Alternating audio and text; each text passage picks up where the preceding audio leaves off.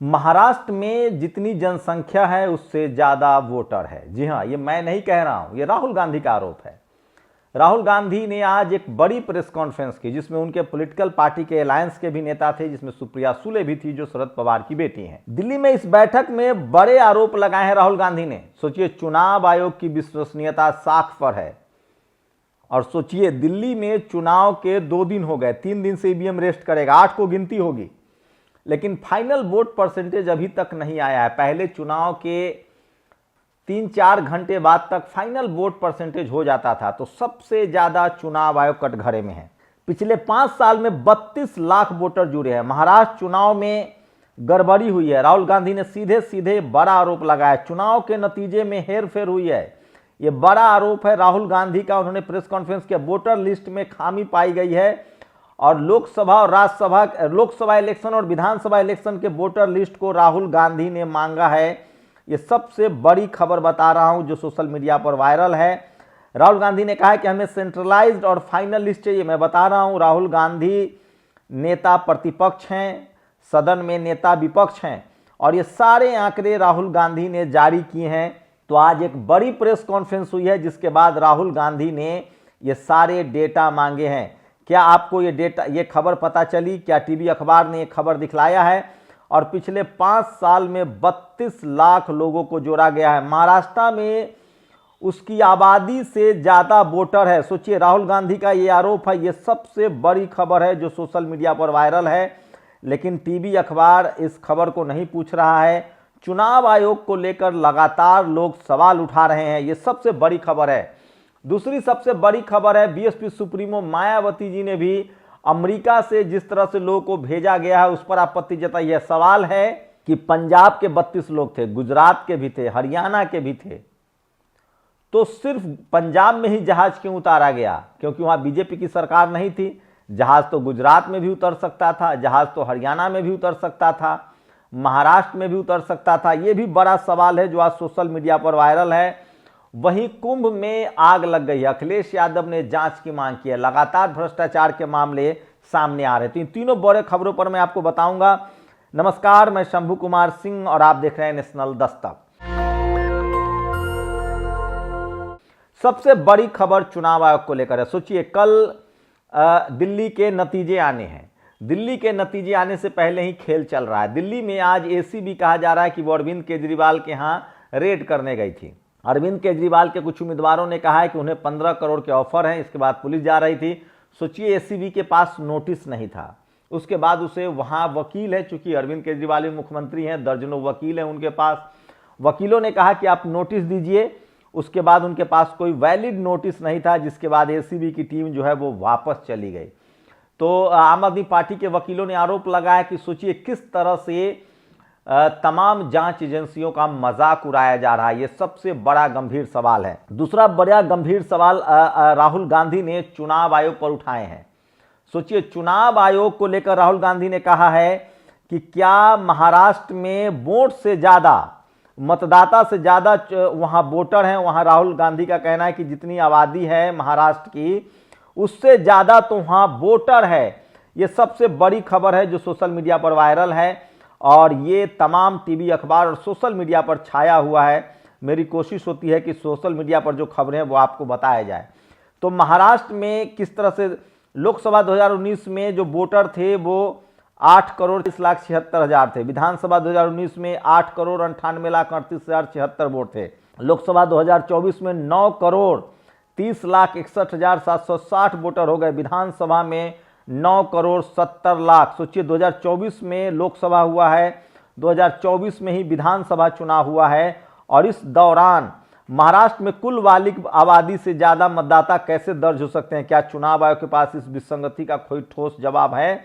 2024 के विधानसभा चुनाव से ठीक पहले 5 महीने में 40 लाख नए वोटर अचानक कैसे जुड़ गए? क्या यह समान प्रक्रिया का हिस्सा है या कोई सामाजिक सुनियोजित गड़बड़ी है? सोचिए, लोकसभा चुनाव में महाराष्ट्र में बीजेपी को करारी संघर्ष करना पड़ा था और बड़ी हार हुई थी।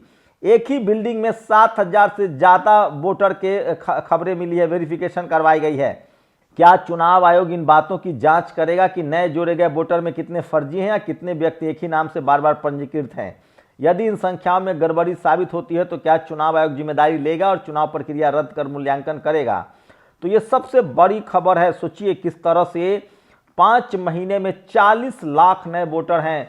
सवाल है कि 2024 में 9 करोड़ इकाई दहाई सैकड़ा हजार 10,000 लाख 10 लाख करोड़ 9 करोड़ 30 लाख 61,760 वोटर थे, जबकि विधानसभा 24 में 9,70,000 मतलब 40 लाख नए वोटर जुड़ गए। कोई पैदा भी होगा, सोचिए एकाएक 40 लाख वोटर जुड़ जाना, ये सबसे बड़ा सवाल है।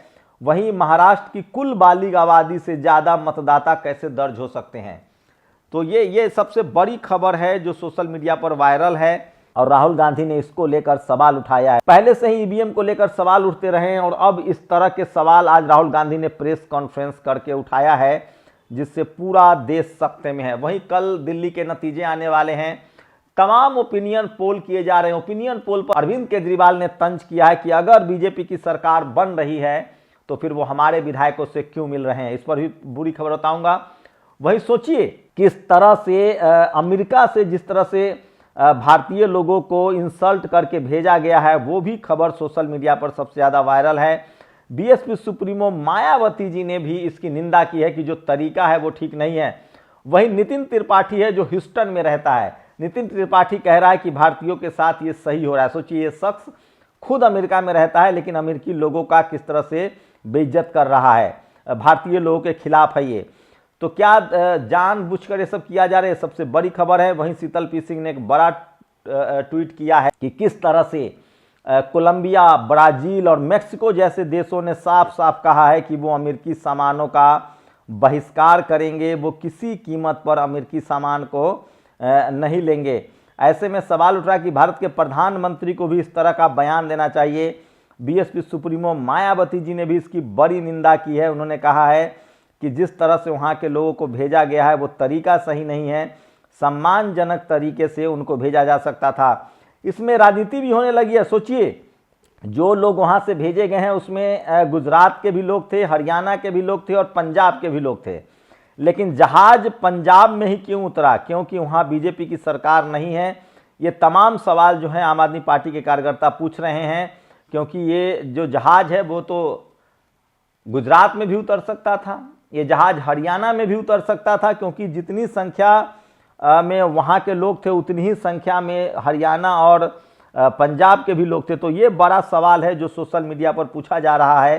तो चारों तरफ राजनीति है। वैसे ही कुंभ को लेकर सोचिए, हम फिर शासन प्रशासन को जगाते हुए मांग करेंगे कि अग्नि परीक्षण और सर्वेक्षण कराया जाए। ये एक अति गंभीर मसला है और लोगों की जिंदगी का भी सवाल है। कुंभ में लगातार आग लग रही है। सोचिए अमेरिका को पुनः महान बनाने की नीति के तहत अवैध रूप से रहने वाले अन्य भारतीयों को भी भारत वापस भेजे जाने पर चर्चा जोरों पर है, जिसको लेकर भारत सरकार को सतर्क होना जरूरी है ताकि अन्य भारतीय परिवारों को ऐसी पीड़ा, देश में ऐसा अनादर का सामना न करना पड़े।